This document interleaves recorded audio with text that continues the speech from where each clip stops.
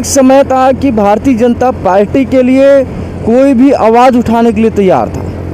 Bharatiya Janata party के समर्थक और कार्यकर्ता बनने को लेकर देश का बच्चा बच्चा गर्वान्वित महसूस होता था कि कभी आतंक के खिलाफ बोलना हो, कुकर्मों के खिलाफ बोलना हो, बलात्कारियों के खिलाफ बोलना हो, भ्रष्टाचार के खिलाफ बोलना हो तो बीजेपी के शीर्ष नेतृत्व साथ देगा।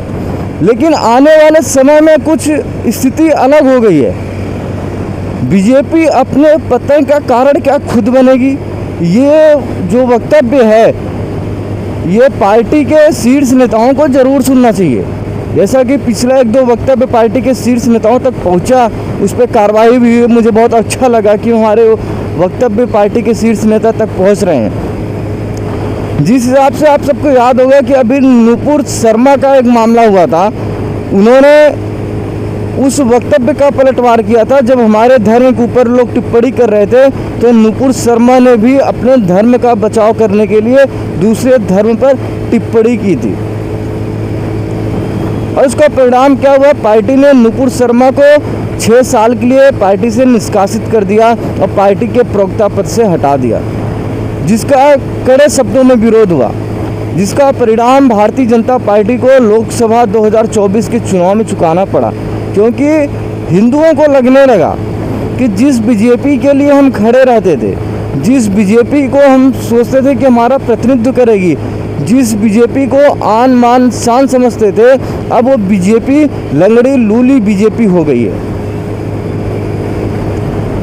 अब ऐसा ही वक्तव्य हुआ कंगना रनौत के साथ। ये बॉलीवुड की अभिनेत्री हैं, लेकिन शुरू से ही बीजेपी को सपोर्ट करती हैं। शुरू से ही बीजेपी की सपोर्ट में बॉलीवुड में रही हो या ना रही हो, इनको फिल्में मिले या ना मिले, लेकिन बीजेपी के सपोर्ट में कंगना रनौत शुरू से रही हैं। अब मेरे साथियों, कंगना रनौत ने एक वक्तव्य दिया किसान आंदोलन को लेकर। उन्होंने कुछ गलत नहीं कहा, उन्होंने वही बोला जो अखबारों में छपा, उन्होंने वही बोला जो बीजेपी ने अपने ट्विटर हैंडल पे डाला था। आपको आपके स्क्रीन पे दिख रहा होगा, ये 2 ट्वीट हैं। बीजेपी के शीर्ष नेतृत्व ने भी माना कि वहाँ पे एक दलित की हत्या हो गई, निर्मम तरीके से हत्या हो गई। जब उस दलित व्यक्ति ने यह कहा कि इतना क्यों तड़पा रहे हो, मुझे मार ही दो, गला ही काट दो, तो उन निहंगों ने बोला था कि मुझे तड़पा के मारने में बहुत अच्छा लगता है। और ये बीजेपी के ऑफिशियल ट्विटर अकाउंट पे ट्वीट अभी भी पड़ा है। और दूसरा, उन्होंने कांग्रेस के ऊपर ये आरोप लगा रहे थे, ये जो बीजेपी के आईटी सेल वाले हैं, जो बीजेपी का शीर्ष नेतृत्व है, ये कांग्रेस के ऊपर आरोप लगा रहा था कि तालिबानी सोच के खिलाफ बोल के नहीं रहे हो।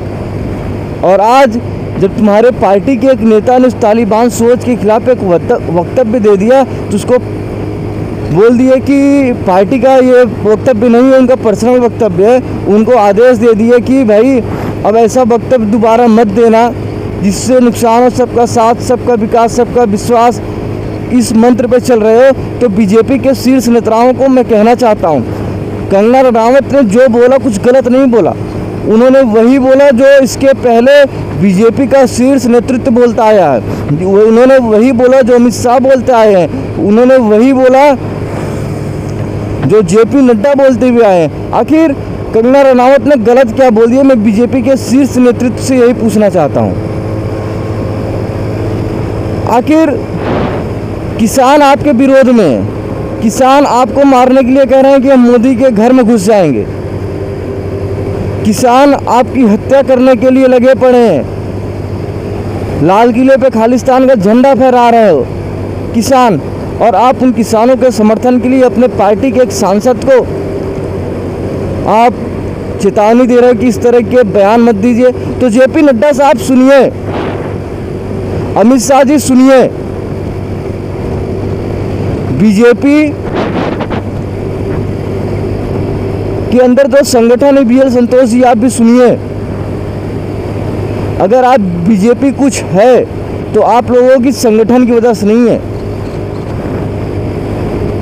लोग तो पागल मोदी के नाम पे हो गए हैं।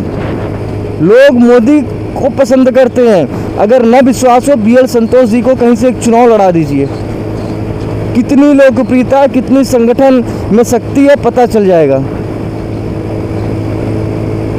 बहुत संगठन तैयार हुआ था 2024 के चुनाव में,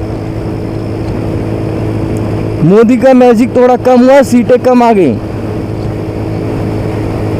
इसीलिए अब समय है, भारतीय जनता पार्टी क्यों बैकफुट पे जा रही है, जब उसके नेता फ्रंट फुट पे आ रहे हैं। योगी आदित्यनाथ यूपी में फ्रंट फुट में आ रहे हैं, मोहन यादव महाराष्ट्र में, मध्य प्रदेश में फ्रंट फुट पे आ रहे हैं, तब बीजेपी के शीर्ष नेता उनको बोल देंगे कि योगी का पर्सनल बयान है, मोहन यादव का पर्सनल बयान है, तो ऐसे काम नहीं चलेगा। तो ऐसे पर्सनल बयान है तो हम किसी पार्टी को भी समर्थन दे सकते हैं। अगर हमें मरना है, कटना है, तो हम किसी पार्टी को समर्थन दे दें, सपा को दे दें। सपा क्या कर रही है? सपा भी वही कर रही जो इस समय आप कर रहे हो। मतलब हिंदू जाएगा, आप सोच में हिंदू जनमानस पड़ चुका है, क्योंकि आप जिस हिसाब से अपने कार्यकर्ताओं, अपने नेताओं का साथ छोड़ रहे हो, तो किसी कार्यकर्ता के मन से ये बात उतर नहीं पा रही है। अब लोगों ने ये माइंड सेट बना रखा है कि बीजेपी को वोट क्यों दें, हम मोदी के नाम पे कब तक वोट देते रहेंगे। आखिर बीजेपी का संगठन कर क्या रहा है? हम मोदी को हिंदू हृदय सम्राट बना रहे हैं। मोदी जी हैं भी, योगी जी हैं भी, मोहन यादव जी हैं भी, शिवराज सिंह चौहान जी हैं भी, देवेंद्र फडणवीस हैं भी, लेकिन पार्टी के अंदर कुछ लोग ऐसे बैठे हैं जो सोचते हैं कि हमेशा बैकफुट पे हम बैटिंग करें। लेकिन ऐसे देश नहीं चलने वाला, ऐसी पार्टी नहीं चलने वाली है। अब समय जागना होगा, क्योंकि योगी आदित्यनाथ और नरेंद्र मोदी जैसे नेता बिरले में आते हैं, लेकिन पार्टी के अंदर कुछ लोग बैठे हैं। अब पार्टी के अंदर RSS की विचारधारा सक्रिय नहीं है। मैं कहता हूं अगर आप 50% सांसदों की लिस्ट उठा के देख लेंगे तो इस समय कांग्रेसी विचारधारा सक्रिय है, जिसका परिणाम आपको देखने को मिल रहा है। किसान क्या आपको वोट देंगे?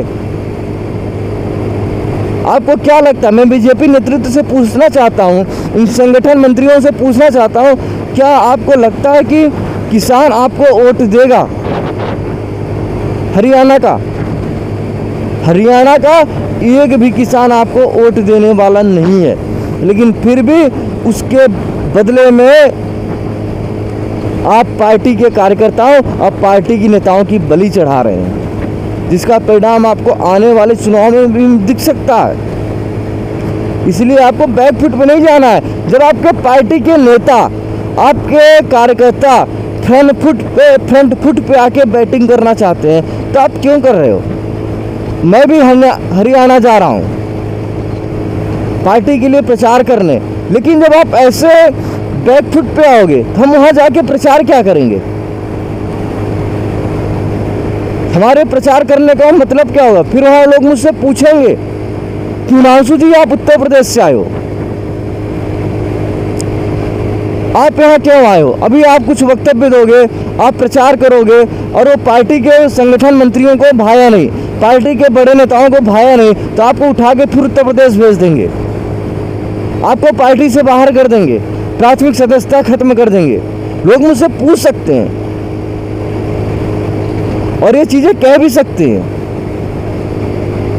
लेकिन पार्टी सेवा की जो कसम हमारे पूर्वजों ने खाई है, वो कसम हम आगे लेके चल रहे हैं। और पार्टी की स्थिति कैसे भी हो, हमें मतलब नहीं है कि आज मोदी जी हैं, कल अटल जी, फिर योगी जी आएंगे, फिर कोई दूसरा हमारे मन का नेता नहीं तो हम पार्टी छोड़ दें। ये चीज़ें हम नहीं करेंगे। लेकिन ये पार्टी के नेताओं को सुझाव है कि आप कार्यकर्ताओं की सुने।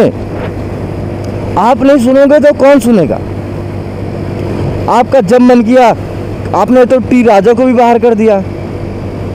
मतलब ऐसे शेर हैं जो आपके पार्टी के लिए हमेशा खड़े रहते हैं।